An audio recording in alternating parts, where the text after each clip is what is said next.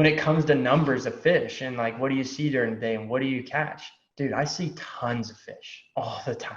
I mean, I joke with some of my buddies and they're like, how was today? Well, we went sightseeing, Yeah. like that's how I look at it is I saw hundreds of fish, 50s, 20s, whatever. But can my guy stand his rod tip up over 6 feet and make that cast? No, not all the time. But, then I get surprised with these random dudes that are like, yeah, I've been doing it for like a couple months and they fucking drop a laser like 30 feet away. And I'm like, Jesus Christ, how the fuck did you do that? And how did it start out? Like, what was the origin story? Too much alcohol. Really? Okay. Says if God wanted us to have fiberglass boats, he would have given us fiberglass trees. It's for fishermen. It's not for taking the wife and the wife's friends. I think that it's a really, really pretty bit.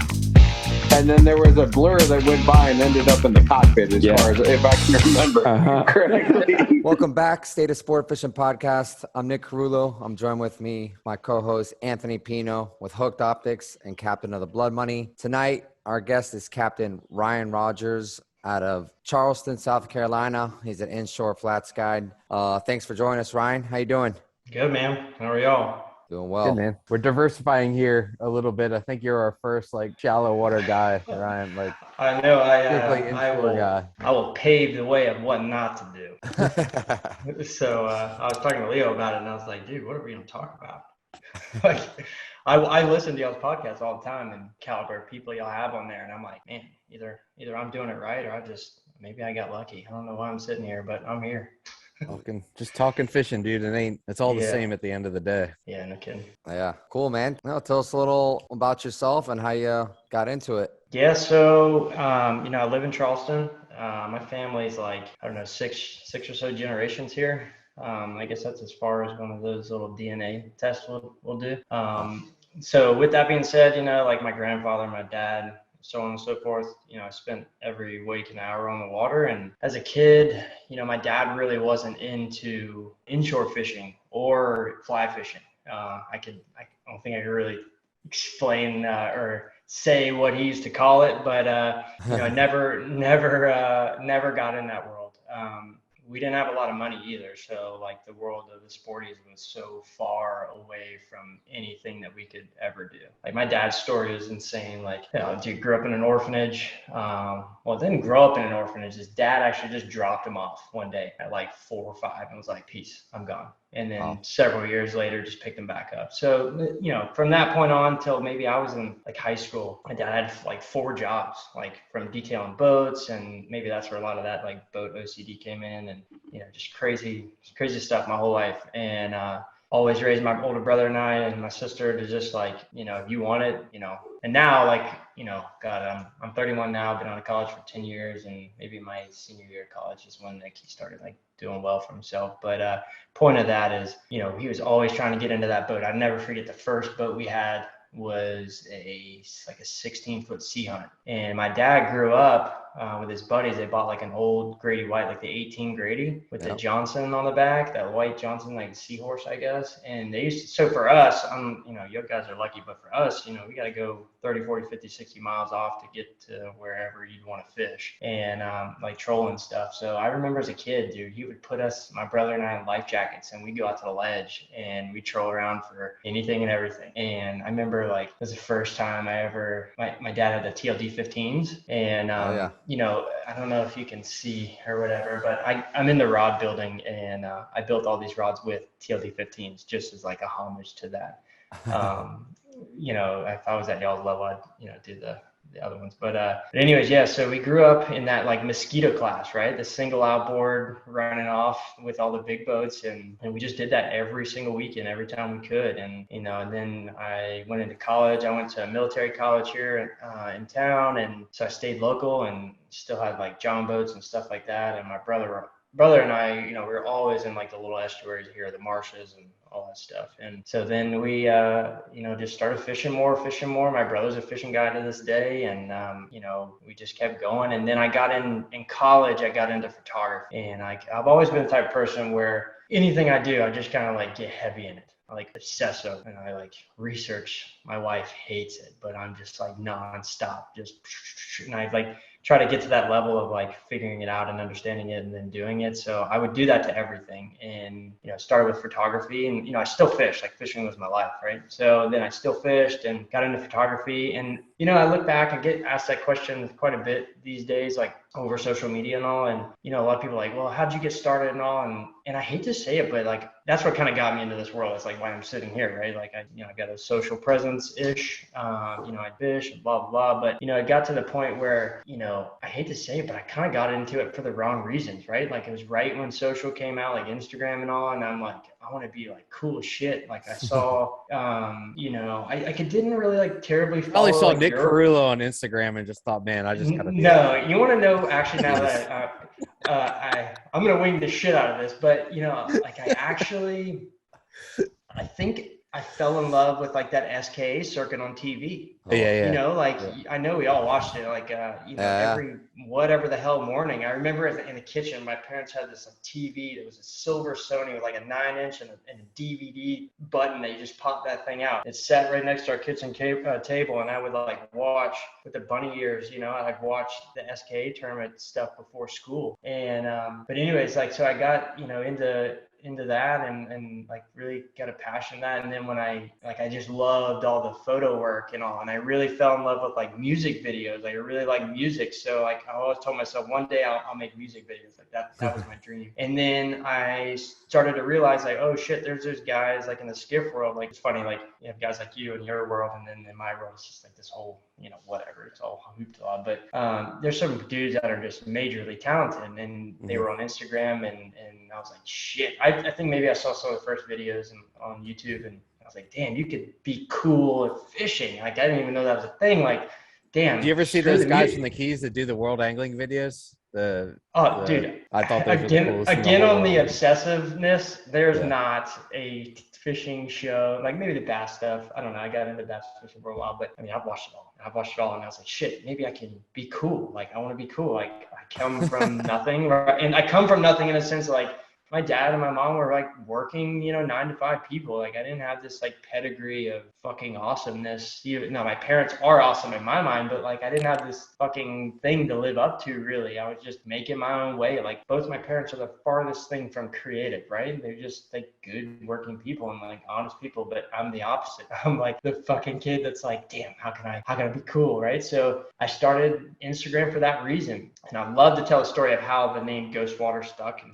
stayed. That's kind of like my Instagram handle and what everyone knows me as, and I'll tell that in a minute. But I just got into the photo side of things and started ripping that, and then it turned into this could be a 5-hour conversation of where it has led to today, where I guess I'm on year 3 of full-time guiding. Did you always have a boat, or did you just decide one day you were just going to buy a boat and you were going to do this?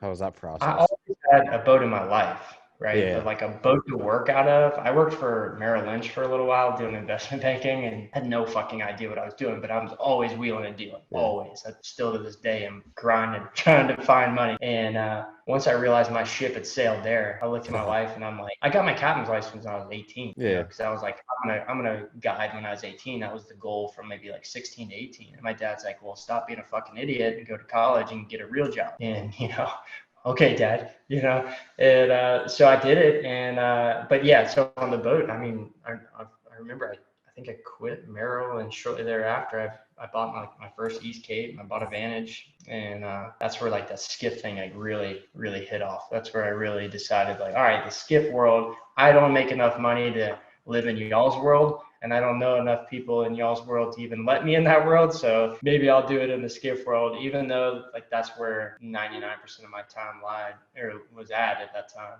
But that's kind of how I just got into this situation, is just one step in front of the other, trying to cruise through it and make it happen, I guess. Nice. And you do all your fishing out of Charleston? You don't travel at all? I travel for fun, but not for work. I'm also the type of person that likes to certainly do it the hard way. And I mean, y'all's world's different because is that like do it the hard way is like on purpose, or are you like me, which I try to do it the easy way, but it just ends up being the hard way because I'm kind of an idiot? Definitely both. But in the sense of like traveling, like, dude, I know, people that have social presences that they've got the clients and whatever, and then they say, hey, look, we're going to go and travel to Mexico and do a retreat. I'm not an expert in Mexico, so why would I bring my clients down there telling them like, yeah, I know what's going on over here? You know what I mean? Yeah. So like even the Keys, like I would love to do that, but I just have too much respect for those guys to just be the asshole that goes down there and is like, yeah, I'm gonna guide here, and it's done like nonstop, that's everywhere. Guys are spending portions of their years and portion of their fishing seasons in other places. And again, for y'all, it's a little bit different, but yeah, but I think you could, I mean, I could. It's like you said, it's like us traveling somewhere and figuring it out. I'm sure you could get down there and figure it out. We're not always welcome with open arms wherever we go. Well, at least me. Yeah, that's something I've always wondered. Like, I used to work for a boat manufacturer, and the owner of the company, Tommy, had the Dim Boys, and building a new one. Yeah, he does. He's building one with that guy up. Duffy. Yeah, John Duffy, right? Mm-hmm. And but he had that Scarborough before that, and he'd travel all the time. And I always wondered, like, are you welcome there? Like, do people like, hell yeah, come here? But I don't know. Some places are, some places are not. And I also do have the mentality of like, fuck it, I don't care what you think, I want to do what I want. But I think it's just like a respect level. I think when I'm confident enough to play in some circles that I want to, Yeah. So tell us about fishing in Charleston, man. Like flats fishing. I mean, it's a scene there. Yeah, it's an interesting scene. And I feel like I've contributed to it in a way that maybe sometimes I'm not proud of. It's got massively popular in the skiff world, the whole flood tide situation, and oh man, I could go on for days. But it's hard for me to get perspective when I'm here and I've been here. You know what I mean? Like when I just went to the Keys and I'm like, Jesus Christ, y'all are fishing in fucking clear water. Yeah. Like, you can see it.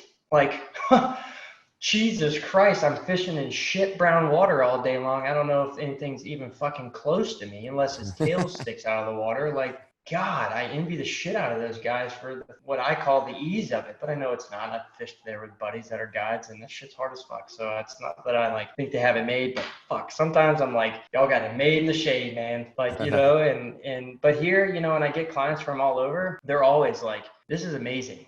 Like this. It's an incredibly beautiful area. And there's times when I get on the boat with people like that, and I can kind of see the awe factor in them, and they're like, I'm like, shit, yeah, you're right. Like, this place is pretty rad. Yeah. And then when I go down to the Keys and I come back here and I'm like, I smell it. That's what everyone always talks about. Like, you get here, I don't, maybe you guys have this, but like when I go down there, I'm smelling anything, right? Or, I don't get any maybe ocean breeze smell maybe, but when you come here, you get that nice fluff mud smell. Yeah. And it's just so ingrained into my, nose that it's like, my ears perk up and I'm like, I'm home, I'm home. We can smell it. We're home. We're close. No one makes me tell my kid, you smell it? We're almost home. Yeah. That's Anthony. So goes back to Maryland. What? Me? I'll do. When I go back, that left turn turned into the Ocean City when we go home. I'll be like, man, I'm so happy the water's sturdy and I can't see the bottom. And is that where you're from? I'm from Ocean City, yeah. So yeah, a couple of guys I knew that I work with, they would go up there and fish with Tommy and other people. Sounds badass. But it's its own little enclave of the sport fishing world, that's for sure.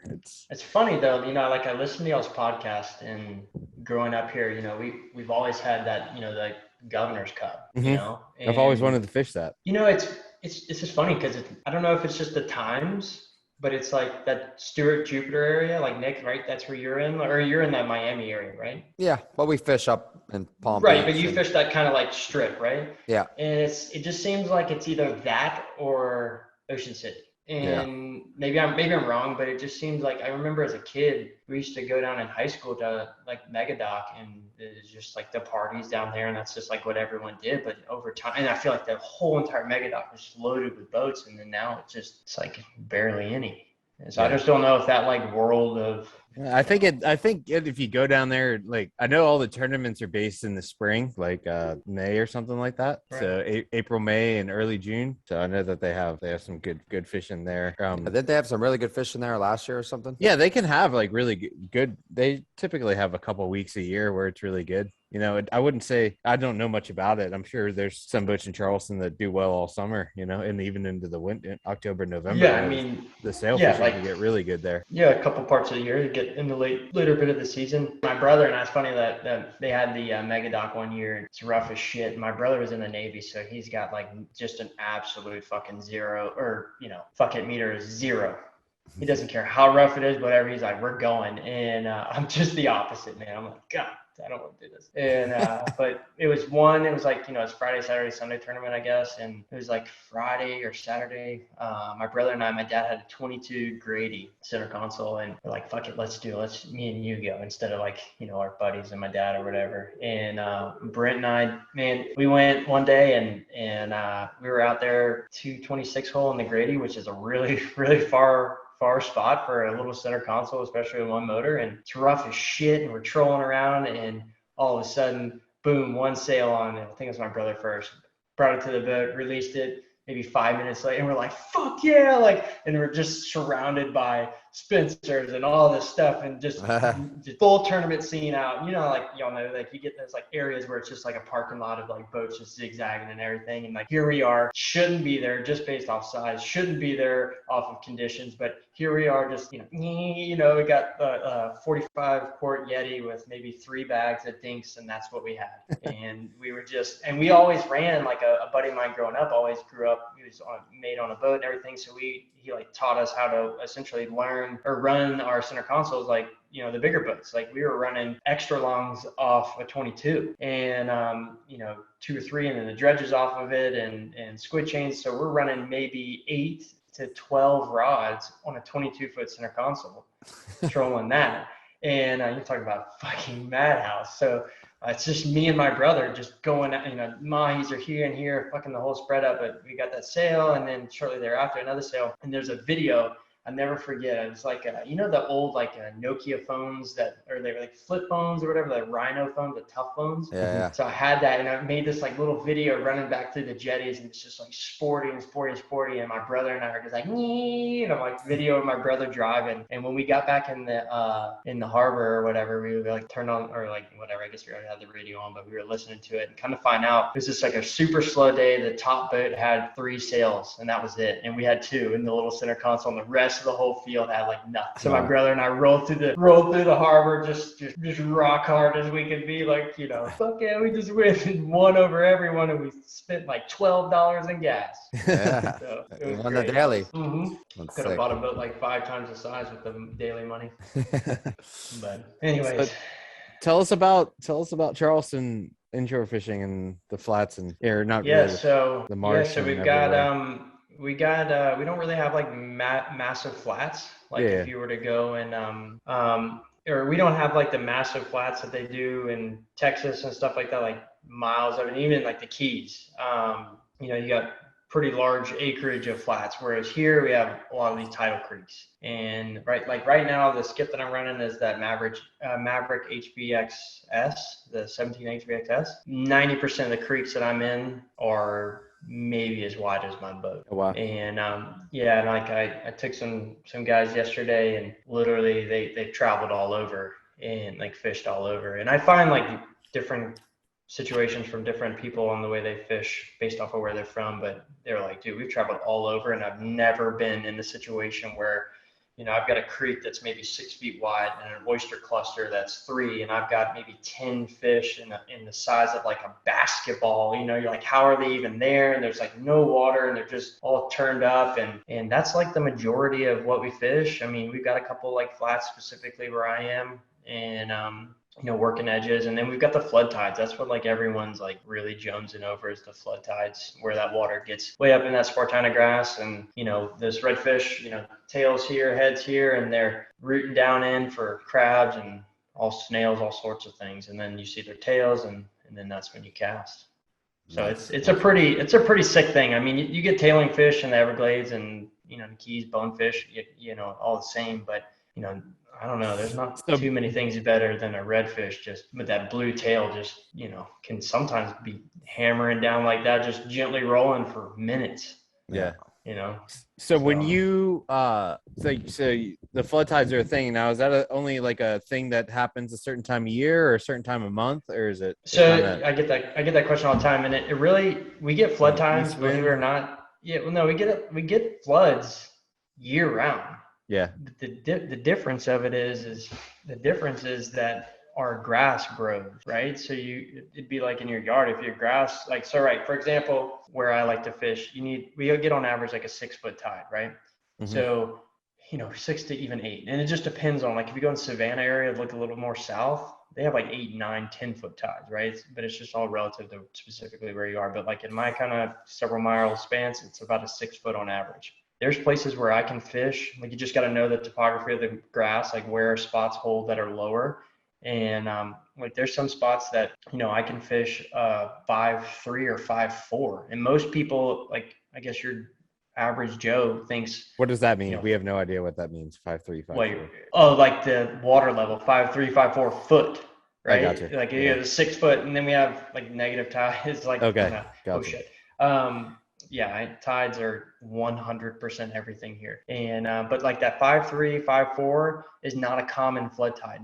Your average Joe's gonna hop out and like go fish with his buddies on like a 5.8, 9, 12, 6 foot, 6.12, and so that's a lot of water.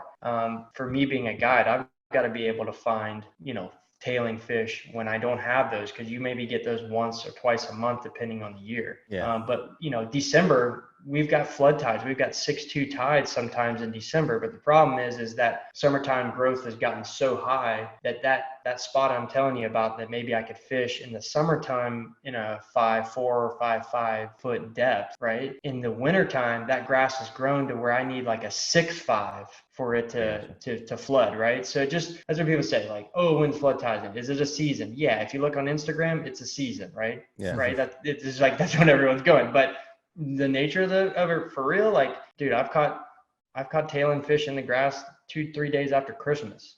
Yeah. So you can do it year round, but it's just really hard. And then when that grass has grown full, you got to let it die off till like now it's starting to die off, and now you get that green new growth coming underneath. I gotcha. So you could catch fish year round. Oh yeah, and especially Charleston, people ask me that too all the time when they're not from here. They're like, hey, when's the best time to come catch a redfish? And I'm like, we have a year-round fishery. If it's in the wintertime, we're going to do 100%. It's, for me, I don't run my business. There's like two sides, and I always say it's two sides. It's, you're a charter and you're a guide, right? Like my brother's a charter, 100%. He enjoys going to the reef and doing all that, going out in the harbor and soaking bait, and people just chill, catch fish. That's what he likes. And I'd say that's maybe 98% of the fishing guides. And then there's the other side of the guide where it's educational, and you're getting out there and you're seeing things that you can't see in a bay boat, or you can't see in a bigger center console. You've got to be in a micro skiff. You've got to be in very specific areas where these fish only do this stuff. And so when it's the wintertime and those fish are, and then you'll also see that too, like summer, I don't know how this is in y'all's world, but like come April to the end of the summer, you might have 3 guides at a particular ramp throughout the year, like in the winter months. And then come April, May, June, I mean, it's a parking lot of part-time, you know what I mean? Or guys that are just taking advantage of that easy summer money, the tourists and all. But, growing up, we didn't have social media, we didn't have YouTube and all that stuff. And you had to learn it, and honestly, like the hard way, right? Like you had to figure it out on your own. And, you guys have docks that you can walk down and learn from the old timers, like, that doesn't exist in my world, right? Like there's some places in the, in the Keys, they got the Lorelei and things like that where those guys kind of congregate. But here, man, it's nothing. Like you got to like be the young kid that is in the John boat like me and sees a guide that's been there every day and just, go from like, like one of these like little low head waves all the way up to, being friends with them. And I'm lucky, I've done that. I've got friends that are mine or that have been guides here for 20 something years. And, that's where like the respecting. So like for me, I've only been full-time guiding for 3 years, but my book of people is well past 3 years of work, right? Like if I just started and then 3 years later, what would my book look like? But, I've spent my entire life at the ramps that these guys are in. So, it's just like y'all, if you're on the docks long enough and doing your own thing, you get seen at some point. But how many charters are you doing a year now, would you say? Well, it's funny you say that. So in like 2 months, when my wife's a school teacher at this like all girls private school here, and my daughter, I got a 6-year-old daughter named Isla, and she goes goes there, and my son Wilder, who we call Wilds, crazy shit. The kid is he's crazy. I watch him. So like the first year I started full-time guiding, I was a content writer, creator, something of that for Sportsman Boats for a long time, right? Not a long time, but for like 2 or 3 years. I did all their like content creation, all the videos you saw of Sportsman, and maybe, probably 2 or 3 years.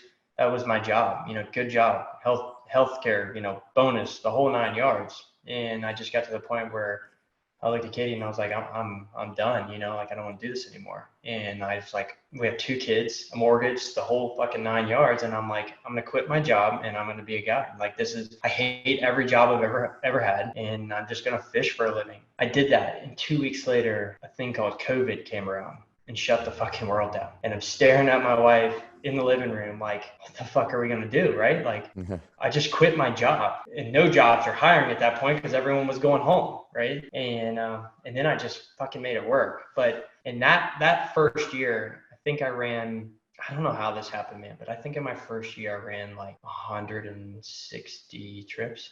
Wow. And I mean, for like first year, I would have been happy with like 6 trips, to be honest. And then the second year I toned back because I watched my son.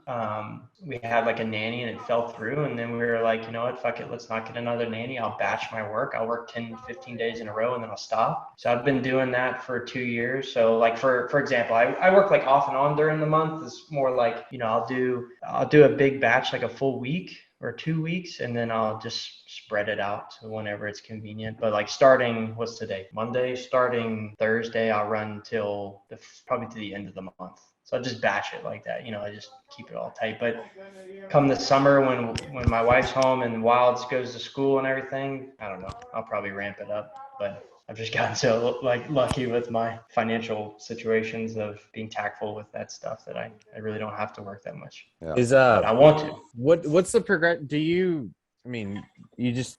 basically target redfish every day you go fishing, right? Yeah. Now, is there that or trout? I gotcha. Now, is there a time when is there a time where there's some bigger fish around, or are they all pretty much the same size, or? No, yeah. So, you've got your like spawning fish and blah, blah. So I would say later in the season, September, October, November, you can really get into some solid, when I say solid fish, all the world record redfish, I think, are caught in North Carolina. Mm-hmm. I'm not like 100% sure on their like migration patterns, because whatever they are, sometimes I want to just disagree with them just based off what I see. But right, you know what I mean? Like sometimes you're like, there's no way that this is real or right. But I would say, later in the year like that, you can get 35, 40-inch redfish. Oh, really? But then there's places. Is that shallow water fishing? Like. Oh yeah. Well, now like 90, like I said, 99% of the guys that are running the, tourist stuff will go out in the harbor and soak a crab or a mullet and catch 5 or 6 of them. Right. And I'll do that on occasion, but there's some places that I can go that I know that, I'll take a seasoned client and we'll try to stack one of those big boys on fly. Yeah. So, I'd say my clients are split maybe 60-40, something like that. What's a typical day on fly, like fish? Like how many fish? So again, like the charter thing, for example, yesterday. No, I'm saying on fly though, not saying that like soaking a crab or something. Yeah, like how many shots do you get? Like on what would be a good day? What would be an average day of shots that you would get? It depends. That's what I'm saying. Like, dude, in the summer months, we have schools of 500 fish. You got 500 times to fuck it up. And you wouldn't believe how many times to be honest, like I never really got into that like a numbers game, because there's some guys that I talk to that are like, we got several, and that's how they base their success. And I'm like, fine, that's how you can base your success, but that's not how I base mine. I base mine off of other aspects, like if I brought to the table what they wanted, right? So to answer your question, how many shots a day on fly? On a bad day, 0. Right? Yeah. You could have a shitty day. On a good day, 500 fucking chances. Yeah. You know, but it's up to that angler. You know, I can educate them as much as I can, and I can tell them, and I can, you know, you have to think about it. Like in other aspects of fishing, like let's use bass, for example. If you're bass fishing, you're not most likely sight fishing, right? You're throwing, you know, a bullet weight down with a frog, like a lizard, right? And you're just waiting, right? You just have to work it right. Fly fishing and what became so attractive to me, like like the hard way, doing it the hard way kind of deal, is like not only do you have to know how to properly cast, and then when you get in the saltwater world, it's not like freshwater world where these guys are mending and they're in these streams and there's no wind and whatever. You get in the saltwater world and you gotta learn how to not only single haul, you got to learn how to double haul, and you've got to learn how, and that's another thing that I see that just makes me laugh so much is, you know, when I go down south, especially in the Keys and I'm fishing, there is nothing obstructing you, nothing, unless you're working or I go fish, you know, in Naples area or down in the park, there's nothing obstructing your cast in the back cast, right? Because like for you guys, right, free spool and everything is behind you. Right? There's nothing ancillary to bother you on Ideally, the side. Really. Ideally, it doesn't always Ideally, work that way.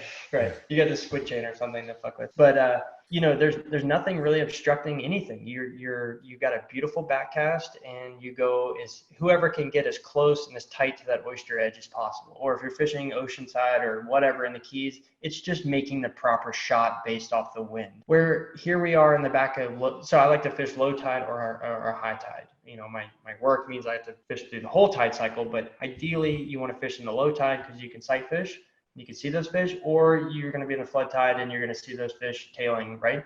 But when you're in a creek as wide as the boat, and now that 6 foot tide is down to 0 or negative, you've got 6 to 7 feet of grass on either side of you up high. Yeah. So how do you make a cast to a fish either 1 foot away or 20 foot away, when you can't do your traditional 10 and 2, you know, cast that, you know, a lot of people do? You're way up top. So when it comes to numbers of fish and like, what do you see during the day and what do you catch? Dude, I see tons of fish all the time. I mean, I joke with some of my buddies and they're like, how was today? Well, we went sightseeing, you know, like that's how I look at it, is I saw hundreds of fish, 50s, 20s, whatever, but can my guy stand his rod tip up over 6 feet and make that cast? No, not all the time. But, you know, then I get surprised with these random dudes that are like, yeah, I've been doing it for like a couple months, and they fucking drop a laser like 30 feet away. And I'm like, Jesus Christ, how the fuck did you do that? You know, so it's just that to me is what's enjoyable. That's why I've come to, like, when I first started doing this, I like wanted to be known and I wanted to be cool in the sense of guiding and who I was on social, et cetera, et cetera. But, you know, the longer I got, and Nick, like maybe you could attest to this, but like you've won, right? You've won fucking all of it. Not last weekend. What was it? The final sale, right? Thanks, bro. Yeah, last week, yeah. Right. So, I only say that because you were hard on yourself and you've won the last 3 years. like Nick, I listened to the podcast of you, and you guys have like what it takes to build a sport fishing team or something like that. Mm-hmm. I think it was maybe like an early podcast, but I love that podcast. I hate podcasts. Like I don't listen to them. I don't like reading, and I don't like listening to podcasts. I think I'm growing on the podcast, but anyways, I listened to yours and that one, and like listening to you and the way that you like come at it, like you just kind of seem like full force, like you're coming at it and you're there to win and all. Maybe, like I said, maybe you can attest to this. It's like, what point do you say, okay, I've filled that need, like I've got it, I've reached the level of success in my mind? And then what happens at that point? Do you quit? Do you leave? Or, you know, what is it that's going to maintain that drive for you? And for me, I don't live in the Keys, and for you guys, it's a little bit different. In my world, the only way to become a legend, in my opinion, is to live in the Keys and fish the Keys all tarpon tournaments. Yeah. Right? Because that's all you hear about. And I don't live there. I don't have the tenure there to be successful in that. Now I could quit my life here and go move down there and try to do it. But, you know, for me, it's just not practical. I'd love to, but it's not practical. So now I'm here. So we have like the occasional fly tournament. I won one. I got third place next. And I was like, you know what? Fuck it.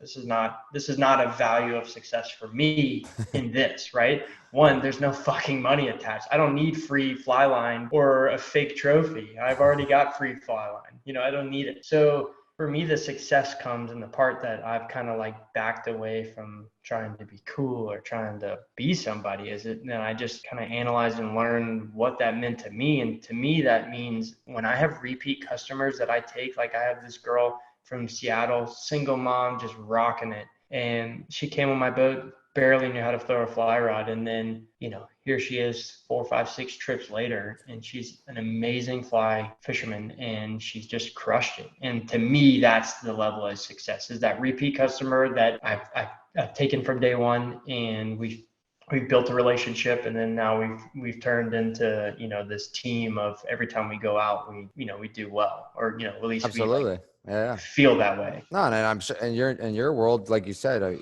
the repeat customers, and then I'm sure you get a ton of people that have fly fished all around the world, have done some pretty cool stuff, and then they come, fish with you in Charleston, and they're like, they want to catch that redfish in that 6 foot wide creek. I mean, I would like to do that. It sounds fucking badass. It's awesome. Yeah. I've done that. It's a lot of fun. Yeah, I generally love fly fishing, like I think for me, what I'm used to is like bone fishing on fly. And to me, that's badass. Like, I love it. Right. Yeah. And in my opinion, the redfish is not this like stellar fucking, fish, right? Like a bonefish is going to take you into backing every time. Tarpon's going to fuck you up every time. A redfish, probably not. I'd say 90% of the time I don't touch my backing. It's just a full on, stripping in. But it's this, and I can see it from an outsider's perspective at time. It's everything, right? Maybe like you said at the beginning, it's maybe like that Ocean City moment where like you turn left and like you're in this whole different world, or like, you're in this just environment of like, it is its own environment. It's its own, especially the low country is a pretty special place. You don't get to see those big, those marshes with the big tides and everything like that. It's its own art fishing that area.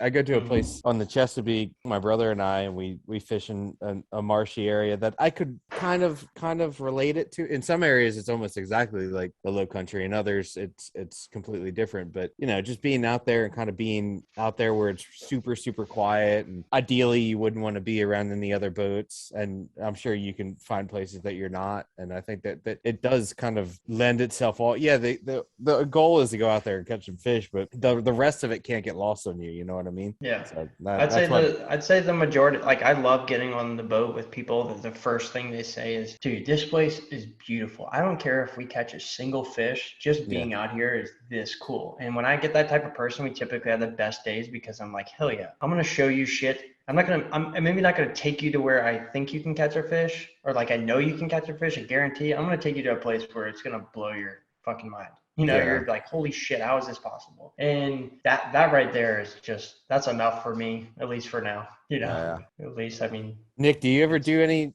You said, I didn't know you fly fish. Do you ever do that sort of stuff and just be like, man, I go to this place that's like an hour and a half from Ocean City, and then we drive, and then we run another 15 miles just to get away from everybody, my brother and I. And sometimes I'll take some friends, but honestly, it's just like my brother and I that we do it. And it's just so nice not to, you're not really like going to catch anything. You're just kind of going out there with the goal to, you're going fishing, but you're not like when we leave the dock and like on the boats we run, it's just, we're like kind of going out there with the idea that we're going to catch as many as we can. It's a little bit more, it seems like I like it. Do you do that? Yeah, absolutely. I mean, I've been going to, Long Island, Bahamas now for like, 5-6 years now. And I mean, I go by myself. I'll wake up, it's still dark, and I got, I'm starting to learn these flats and stuff, and I wait them, out in the middle of nowhere. And, I'm pretty sure some of these fish probably have never even seen humans before. Yeah. But with that being said, they're still hard as shit to catch sometimes. I mean, because I'm wading in mud, and you got to move. I mean, when you talk about moving slow, you're moving like a sloth, because those fuckers hear anything and everything. And I wish that there was, I've got an offshore background, right? I mean, I grew up offshore fishing, and then now I do this. And I feel like there's always, and this is something that I never really liked as a kid, is there was just this massive divide, right? Like there's a huge divide between spin fishermen and fly fishermen, right? It's this like pompous nature of fly fishing that it doesn't need to be. And then there's this nature of spin that it just hates fly. And I'm like, back on what we talked about earlier, is like, you can have both, right? You can do both. And guys like you guys, that you're at the top of that world, right? Like You guys are kite fishing most of the time. And for me, when I think kite fishing, I'm like, that sounds like math. And I fucking can't do that. Right? Like Nick, like when I follow you on Instagram and then all the Showtime and stuff like that. Like when I see some of it, I'm like, how the fuck are y'all doing? Like you posted something, I think it was like a 3-peat to win the tournament or something like that. And you had your dude on the bow and he's reaching for that last fish. And yeah, you posted like a song transitioned into it at the end or whatever. But like you're up on that little gap tower and fucking throttle and doing the whole thing. And I'm like, that person needs to come to my world. Because if you have that little level of dedication and like drive to do that, you could do well in my world and vice versa. And it's just like that gap is so far, right? Yeah. Boats I mean, are different, gear is different. You know what I mean? Like, but the mentality is not that different, you know, when you think that's about what I'm saying. You know, Right, exactly. Like, I mean, there's just this huge divide of like, oh, you're you know, a sport fishing dude and I'm a skiff dude, and you go in a tackle shop and it's either mostly an all sport fish shop or it's all a fly shop. And, you know, a lot of shops try to split it in half and then shit never works. But sometimes I'm just like, fuck, man, some of these dudes like y'all that are like, you know, doing your thing right and fucking up these tournaments, I'm like, would y'all just come, let me show you everything I know. Let's switch. And like, you know, because the mentality's there, right? And well, that's why, like I was saying, like when I'm in Long Island and stuff and doing that, like it just like I get mad at Billfish, and I know Anthony is the same. Like, dude, I'll go bone fishing and I'll go 3 days in a row and, you know, I don't catch one. You know, I had, let's say I had a handful of opportunities and I fucked them up. You know, I just either bad cast, I spooked them, I pulled them off, and I just go back the fourth day and I'm getting so fucking mad at these things. I'm like, I gotta catch one of these motherfuckers. Like I get mad at them. It's just the same way I get mad at a sailfish or a marlin. Right, but so like, that sailfish is 6 feet long and you're getting pissed at a 14-inch long fish. Oh yeah, it's that's the funny part about it, dude. But it's the same. And like you said, I enjoy it. You know, it's, to me, it's fly fishing. I think it's badass. And I think that it's so, I mean, it's just so different from what we do, Nick. I feel like, because you're on a boat with a full group of people, you know, fly fishing with a guide or with a guide or even by yourself, it's kind of a solitary experience. And I just kind of, I mean, I don't ever see myself doing it for a job, but man, do I love it when I'm not offshore running 35 knots and getting worried about who's catching what, you know? It's so much fun. Just like, I don't really care what anybody else caught when we get back to the ramp. It's fine. Yeah, right. I know, like, it's funny what you guys say. It's like the opposite. You know, there's times where I'm like, where's the fucking leaderboard? You know? Oh yeah. It's like a random Tuesday and I get back to the dock and I'm like, who's out here? What'd you catch? Who won? Who won today? You know, so that like bugs me. I really like envy y'all's tournament circuit and stuff like that. But unfortunately, in my eyes, in that. Do you think if there was something like that, Ryan, in the Charleston area where you had like maybe a string of like 2 or 3 tournaments over the course of the year, do you think it would ruin what's all great about that sort of fishing, or you think that the fishing could handle it? Like if it was like a fly only thing, do you think that would kind of ruin it, or do you think it would enhance it? That's a very loaded question. That's just a question, man. Like, as much as I want it, as much as I'm like, you know, like, for example, there's, I'm sure you heard of the place Magdalena Bay up there in Mexico, northern Mexico. Mag right? Bay, yeah. Now I've heard people say, hey, they should build a marina up there. They should do a tournament. I'm like, man, I think you're missing the whole point of what goes on up there, you know, and how amazing it is. You know, there's some places that maybe we should just kind of leave, let be, and not have to, they're already amazing enough, you know? No. I don't think, because think about like, I guess it's relative on who you ask, but think about like the Keys, man. They got like their whole massive, you know, Gold Cup and all these tournaments. Has it degraded the Keys? No, I don't think that repertoire of people are doing that. And do I think that would happen here? No. And has that been done? Like they have the Charleston only fly and like all these tournaments like that. And I don't know, man, just like as much as I crave that, I mean, I'm born and raised in Charleston. I play competitive ice hockey. On this wall, you see rods. On this wall is hockey all over here. Like if anyone follows me on social, they know like, what the fuck is this guy doing? Like 1 minute he's at an NHL game and then 1 minute he's in the fucking flats. Like what's the deal? That's a whole nother story. I quit giving a shit about that. But, you know, like I've always been competitive. I played travel ice hockey for 16 years, all the way up into college. And I crave that skill, right? I crave it every single day. Like I always say, the biggest regret of my life is quitting hockey, like, because it was a way that I could take my true skill, like my God-given talent, and win, right? Like Nick, like I just using you for example, just because I follow you so much, but like, dude, you win. Like, so there's like a level of like, fuck yeah, I did that, right? When I look at these tournaments here, I think several things play into factor. Like, you guys are winning solid cash checks and they're giving out fucking fly boxes. That's a whole nother thing. Cause it's like, all right, what do we win? Whatever. That's a whole nother story, but I crave that so much. And like I said, the only where that exists is down south in the Keys. And I wish it existed here, but again, where is that level of awesomeness going to come in? Because now we're talking tarpon to redfish. Nothing's cooler than a tarpon, right? The thing jumps out of the fucking water. Yeah. Like, there's not tuna tournament fishing, right? Yeah. But do you feel like that would enhance the for some people? Do you think there's a market for that sort of people, that sort of competitive fishing in Charleston in the inshore scene, or in the fly scene, or do you just think that, there's either no market, or it would kind of take what's awesome about it out of there? I don't think it would take what's awesome. I think what it would do is, I'm not sure. Nick, what do you think? Because just to go to Nick real quick, like, I fishing in the Northeast and stuff like that, you see some pretty incredible things way offshore. I'm sure you see some pretty incredible things, and we get to go to some beautiful places, but when we're there to fish a tournament, it's not like that. You're not there to appreciate you guys are the most steward of the ocean of anyone in that, right? Like, compared to a recreational angler or a charter boat guy, you guys, in my opinion, in that tournament scene, you guys are using the best gear, you're using the right practices, you're doing the right things by the fish, in my opinion. And I think the skiff guys are doing the same thing.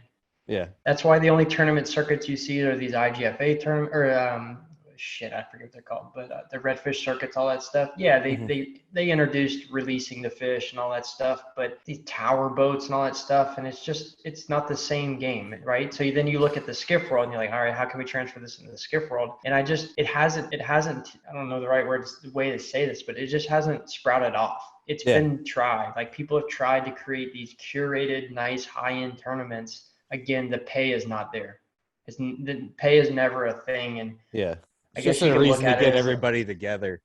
Right. And I don't, in those Florida tournaments, I don't think there's any money involved there, but there's trophies involved, and these trophies have, goodwill to them and clout to them and like all this stuff. And it's just not here. And would I love to see it? Yeah, maybe I think I would, but I have had to learn how to seek success in another fashion. My competitive nature has had to turn itself into a soul searching, how do I make this good for me every day? You know what I mean? Like, I don't have the opportunity to catch, 500-pound blue marlin that'll make your fucking heart stop. You know what I mean? Like, I'm maxed out as far as what my area offers, but I do have a lot of other benefits to it, right? The scenery, the people coming to and experience it. So I've had to conjure up success in another fashion. But would I love to see it? Yes. Would I love to hop on that competitive nature trail again and like really show who I'm? So that's the other thing, is like, I guess you're based off of social media in my world, right? Like, it's annoying. I follow a handful of fly guys that do similar things to what you do, with like great photography, and they're pretty well known, for whatever reason. I don't know if they're any good fishermen, but they market themselves well. Right. Oh, dude, you would not believe the amount of hate I get. Like, massive amounts of hate. Like, oh, you're an Instagram fishing guide, and I'm like, I'm sorry, I'm just lived here for 31 fucking years, but we'll ignore that, and well, if you're getting hate, you're doing something right. Oh, dude, I've had accounts made about me. They're so fucking funny, man. Like, my Instagram's name is Ghostwater, right? That's what I've had Ghostwater. Yeah, right. Yeah. So like, Ghostwater was one of them. That was a rough one. But dude, I got it heavy in the beginning, and now why do you feel that is? Just because your people are protective of the fishery, or they're just no. businesses? No. I don't. If you look at any one of my photos, I would challenge any local to tell me where I am, because you won't. I'm very keen to that. I mean, it's my business, so you will never know where I'm at. But so no, it's not that. It's not that I've introduced myself into a market of like, this dude's fucking up our good spot. No, because I am a local and I am from here. And the guys that have been here for a long time respect me. At least I like to think so. And it's not that. It's, we could go on for a long time for this, but I don't know what it is. I think there's a lot of clicks, a lot of situations, it's a CV owner versus a contender owner. At this point, it's just fishermen being fishermen, just like right. Exactly. So everywhere. yeah, I was growing in followers for a long time, and then it just kind of plateaued around that like 10,000 mark. Then get buddies that are like, oh man, you haven't really grown your Instagram much. Like you can't seem to break 10,000. And I'm like, dude, I don't care anymore. I keep it for my business, right? Because that's where a lot of my business comes from. But, it's just as much as I hate it, it is who I am and it's who I've created. I like this whole persona. But I have to tell the story of I don't know how much time we got, but I got to tell you the story of the Ghostwater. I got 22%. All right. So people always ask me, what's the name Ghostwater? I don't like it. I still don't like it. So my brother and I as kids, we were like, yeah, we're going to be. I don't know what it means, but I like the name. I don't know. Yeah, it doesn't mean anything. Let me explain what it means. So my brother and I grew up in the Pirates of the Caribbean situation. Like when that came out, right? My brother and I were like, fucking, we love pirates. Everything we talked about was pirates. Yeah. And well, especially Charleston, there's like ghosts that live in Charleston, right? Yeah, like ghost tours, all that stuff. So like pirates to us were the coolest fucking thing, man. My brother and I were like, dude, that Jimmy Buffett song, it's like I was a pirate or whatever, pirate with 40 or whatever. Like, dude, we jammed that thing. And so we were always like, pirate. If we ever had a business, we'd name it something pirate, right? Just anything pirate. So we got hammered drunk one time, like I guess high school, college or whatever, standing around a bonfire and like, yeah, what do we name it? Ryan's gonna be the first one to do it. He's gonna be the one that's gonna be the guy first. So what we were trying to think of the name, and I'm like, I don't know, it's gotta be dark, ominous, pirate-like, right? So we keep making all these like, pirate, whatever, blah, blah. And somehow my brother was like, Ghostwater.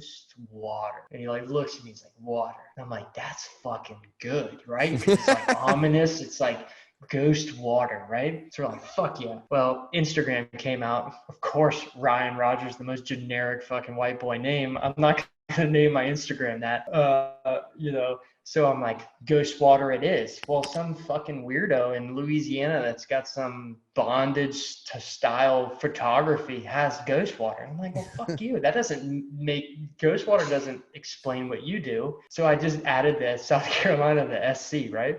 Yeah. So I create this Ghostwater thing. I get into photography, start taking photos for small brands. Every fucking clothing brand in the skiff world bases out of Charleston. Ask me why. No fucking idea why, but it does. So I do all this work. Sometimes, like, hey, I'll trade you product for photos, which is like major looked down upon nowadays. But at the beginning, that's what it was, dude. I was grinding. I was trying to be cool. Like, how could I take photos? I couldn't afford the shit that I had.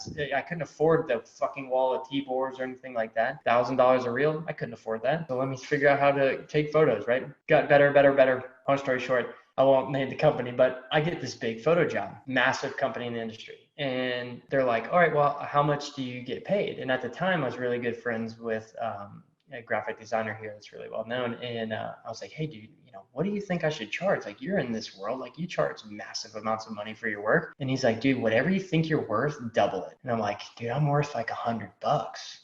Like, I have no value in what I'm doing. I don't know what I'm doing. You can't Google that shit. So he's like, dude, what do you think? Like 1,002? So my job was a lifestyle photographer. I just was supposed to go on the shoot for one day. It was like a week-long shoot. I was supposed to go for one day and do lifestyle photography. So I'm like, I don't know, $1,000. Like, that's what wedding photographers get paid, I think. And that's all I could base it off of. And he's like, no, let's jump it up. Let's say like $3-4 grand.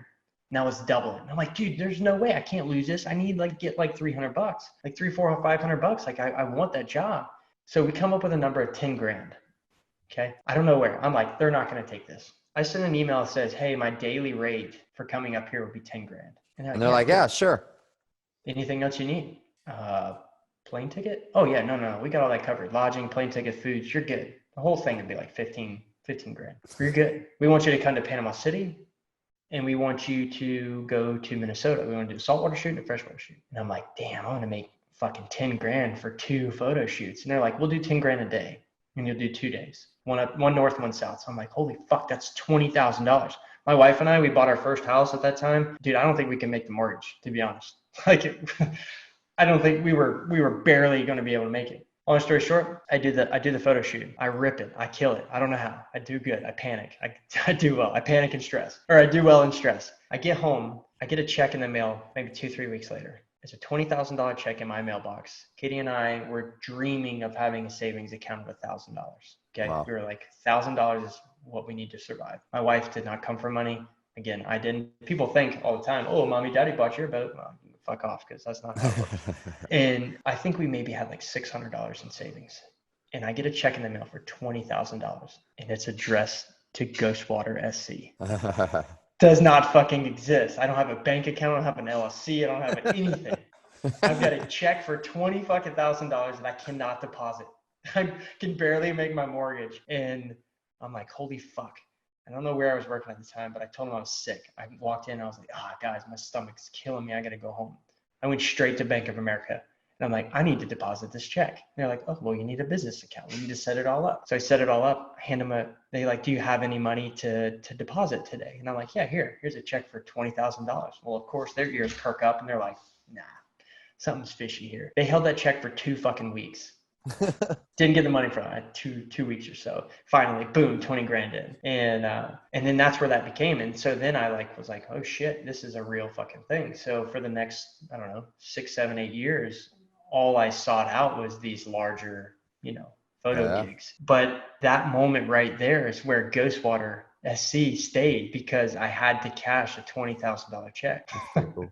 I would have never have used it. I would have been like, this name is fucking lame. I'm going to change it to Ryan's Fishing Big Pictures or whatever. You know what I mean? All right.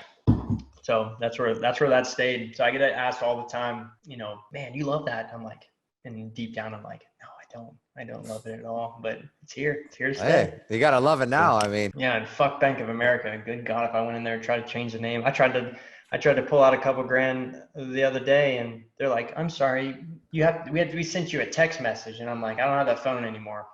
And they're like, well, we can't do it. I'm like, what the fuck do you mean you can't do it? I'm here.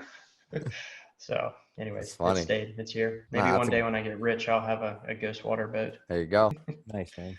So I mean, that's obviously the name of the boat too, right? No. The name of the boats are my kids. So the contender's name is Wilds, and the skiff's name's Isla. Gotcha. So, yeah, but I would have definitely bet it was Ghostwater. No, God, no. No, sirree. But it's all good. I'd love to come down to your neck of the woods and hop on the boat and throw a fly rod at one of those damn fish. There was a guy. There was a guy down here that they fished 4 days, and they saw like 20 blues, and they managed to catch 2 on fly. Nice. So it was pretty badass. I think legally you can't be in gear.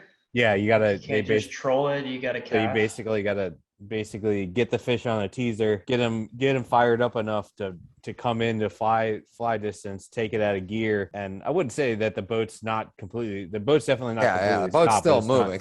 But it's kicked in neutral. Yeah, I would say it's not so much. It's more about the guy. The angler's got to sit there and make the cast and put it. So basically, you gotta yank the fly or yank the teaser out and replace it with the fly like immediately. Like right, and that's trolling though. Yeah, that's how we. Right, but like Nick, I know, like I've listened and watched some of your stuff. Like you sometimes are like chasing fish over that sandy water, right? Oh yeah, and the Keys. Yeah. So like, do you think you could stand on the bow and actively cast at one? Oh yeah, I mean, it would be. I could tell you, this past weekend we saw a dozen fish in that 25-foot crystal clear water, and we didn't have ballyhoo like an idiot, and we couldn't. I think maybe had one to eat, but pretty frustrating when you're seeing them right under the boat and you can't get them to eat. Yeah. Now, so in your area, Nick, are you only kite fishing? No, like this just past tournament. I mean, we caught a handful. Like I said, just a lot of the fish were swimming. So we didn't even have kites out. We just had like 2 guys with spinners, baits bottled, and I'm just driving around with, 2 other guys in the tower, and we're just sight fishing. Really? And anybody all using like goggle eyes or something? Sardines, herring. Right. I mean, typically you would want. Anthony, are you what boat? You're on that Blood Money boat, right? Yeah. And that's a sporty, right? Yep. So you're probably almost always trolling. Yeah, I pretty would much. guess, We right? yeah, we try to always So try. I listened to one of y'all's podcasts not too long ago. I can't remember the name, but y'all were talking about different areas and troll speeds. Do you find that in different areas, like when you go up north to back home, are you trolling faster, or when you go down south, are you slower, or vice versa? I feel like down here where I'm at right now in the Dominican Republic, where we've been targeting blue marlins, I'm just driving around extremely fast, 8-9 knots. Oh, really? Still dead bait fishing, but just driving around really fast. And Are you now, pulling big baits for that, or you still staying no, on the just a dink stuff? ballyhoo. I wouldn't say it's a dink, but it's a medium-sized ballyhoo on a 9.0 circle hook. So it's on a 30. So it's not like they're not huge fish, but it's still dead bait trolling. So when we go around to Cap Cana tomorrow, I'll slow it down to kind of how I fish for white marlin, like 7 knots or so. I remember the first time I had a white marlin come behind the center console. Thing was lit up, electric, standing on the gunnel, and we just got full on buck fever. Just stared at it, didn't do anything, didn't drop anything back to it, just absolutely stared at it. We had on the center console, so we take like the old pin Fathom Masters, and we do the extended booms and run 2-3 tier, the shad tail mullet and dredges or whatever, and I just remember the thing just being electric down there, fucking up the dredge, and nobody moved on the boat. Everyone was just, keep in mind, you guys probably see that a hell of a lot more than we did at the time. But I mean that's sort of almost the exact same thing, except there was a strip teaser dredge. That moment will remember for the rest of my life. It really messed my whole life up and made me become a fisherman. Same so thing. are you guys using those God, with Squid Nation and the fish raisers and the strip It's in my teaser, family. It's in my family contract. I have to use Squid Nation. So. Dude, I remember when those. So I remember when those came out. Big into reggae music, and we bought a whole Rasta one. Yeah. So we had a full Rasta squid chain. That thing didn't fucking do anything. But I'll tell you what, you get a pink or a green squid chain from those, you're gonna have yourself a dude. I tell you, y'all will probably laugh at me because I don't know what the fuck I'm talking about. But man, I tell you, one of those blue or green or pink squid chains with the Islander, the blue dip. Right, so the bottom half of the skirt's blue and the top half's white instead of that like 50-50 horizontal split. Mm-hmm. Dude, I swore by that thing. I thought that was the greatest thing. And then we saved up my brother and I saved up when we bought a black bar Braziliano. We troll that thing. I'll troll that thing in the fucking marsh. I swear that thing is awesome. But I envy y'all stuff. How much is a Braziliano? Like $100? Oh god, yeah, probably spend $100. It's still hanging in my garage. I pledge that thing. I get my paper towel and pledge it every so often when it gets I don't want it to dry rot, but I keep it. My buddy, I don't want to like plug him or anything, but have you ever heard of maybe you would, Anthony, being up north, but have you ever heard of Carolina Custom Baits? No. Can't say I have. So a buddy of mine, Tyler, he fishes on a 52 Viking here, and he fishes with Tommy a good bit. But dude, he started making baits and pretty damn jam up compared to like we were just talking about black bar pricing and stuff like that. Yeah. But I don't know what most of those guys are using these days. But he made me a couple. But now all my lures, as I'm looking up on the wall, I've got some decorative one, got a natural light one hanging over there. That's my beer of choice. But yeah, I think it's whatever you pull as long as you're confident in it, I reckon. I agree. But yeah, it's interesting. Cool, world. It's very different than you guys are living a different life than I am, but it's kind of cool to know that you guys are equally as passionate about it as I am, just in a different manner. It's a similar mentality for sure. Yeah. So I wish I'd like to come fish with you one day too. Oh, yeah, absolutely. We'll just. Dude, you got to take your white. Have you ever been to Charleston, Nick? Yeah, actually I have. I mean, a little while back, but I remember. So I'll definitely go back. Well, we can go, and then we can finish the real podcast on the boat. There you go. After I catch one on fly. Oh, absolutely. Well, hey, like I said, I'll put you on fish, but it's up to you. So good deal. Awesome. Thanks, Ryan. Well, we'll see. We'll see the ratings go down after this one, but y'all just need to, whoever you schedule next, make sure he's a banger. All right. So, well, Ryan Rodgers, thank you, man. Charleston, South Carolina. Ghostwaters, check them out. Give me that check.